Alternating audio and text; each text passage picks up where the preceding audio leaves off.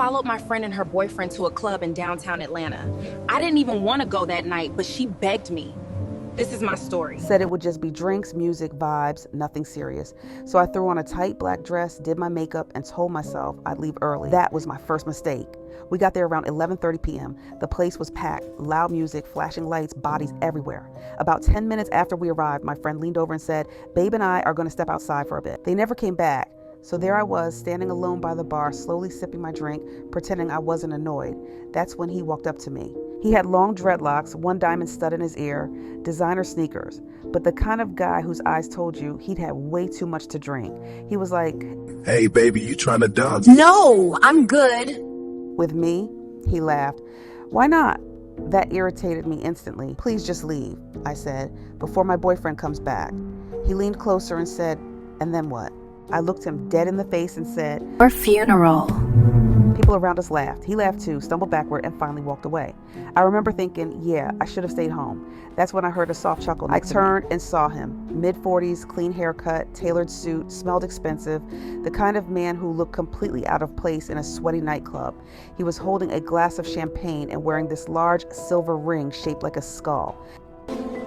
Should I be worrying about my funeral too? I laughed. I don't know why. If you behave. And my name is Ricardo. I'm Imani, I replied. I don't know what about him, I just couldn't resist. He suggested we move somewhere quieter, away from the noise. We talked. He was charming, calm, observant, nothing like the guys who usually approach me. Then he said something that changed everything.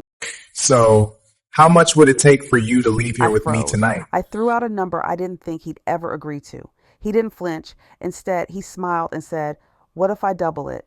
But not just for me." My heart started racing. A second later, my phone buzzed. $10,000. What?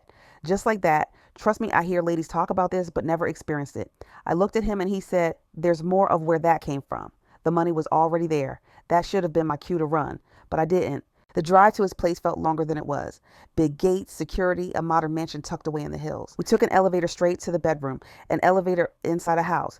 He told me to freshen up while he got everything ready. I stood in that bathroom staring at myself in the mirror, my stomach in knots. Something felt off, but I ignored it.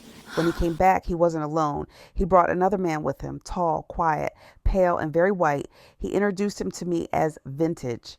Okay, I was excited. Of all the crazy things I thought could happen to me, didn't see myself doing 2 races, but there's a first for everything, but there was something strange. He was carrying a large white duffel bag. That's when panic hit me. Ricardo noticed my expression and smiled calmly. Relax, he said. You'll be fine. The other man set the bag down slowly. Wait, I said. Aren't you guys... Ricardo shook his head. Oh no, he said. You're not doing us but them. He nodded toward the bag. The room went silent. The man unzipped it, and inside were 2 massive snakes. I passed out. When I woke up, the first thing I noticed was the smell, not blood, not sweat, something earthy, like damp soil. I was lying on a cold marble floor. My head was pounding and my throat felt dry, like I'd been screaming. But I hadn't, at least I didn't think I had. The room was empty. No Ricardo, no white man, no snakes. I sat up too fast and immediately regretted it. That's when I noticed the glass wall. The entire side of the bedroom was transparent, floor to ceiling, and beyond it was a massive indoor enclosure. Plants, rocks, heat lamps, and movement, slow, heavy, silent.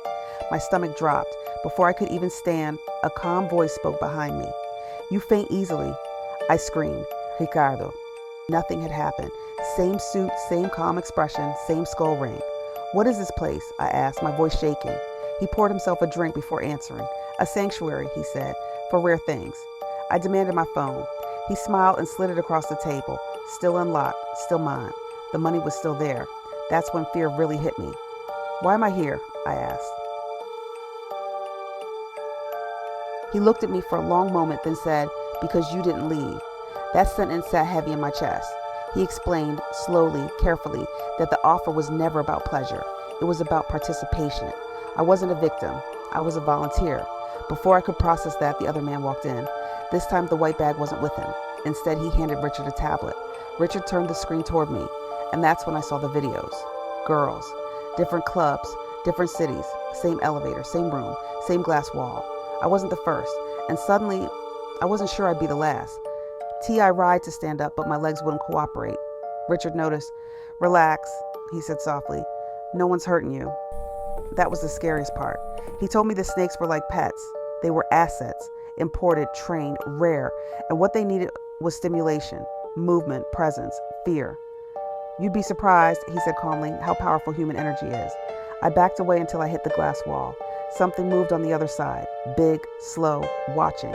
You brought me here to feed them? I whispered. No, he replied, to observe them. He explained that most people ran the moment things felt off, but I didn't. I ignored the warning signs, the isolation, the secrecy, the elevator. That makes you interesting, he said. That's when the lights dimmed. The enclosure lights turned on fully. 2 massive shadows slid across the glass. I screamed and pounded on the door, and suddenly, an alarm went off. Red lights, loud buzzing. The quiet man cursed under his breath. Richard's calm expression finally cracked. One of the locks had failed, and then Richard said something I will never forget. Open the exit. She's not ready.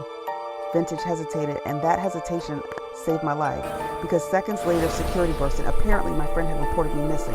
I was escorted out, wrapped in a blanket, no questions answered, no charges filed, no explanations given. But here's the part that still keeps me up at night.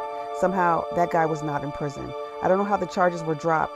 3 days later, and in its place was a message. Curiosity has consequences. Be grateful you only watched. I never went back to that club, but sometimes I still dream of glass walls and things watching from the other side.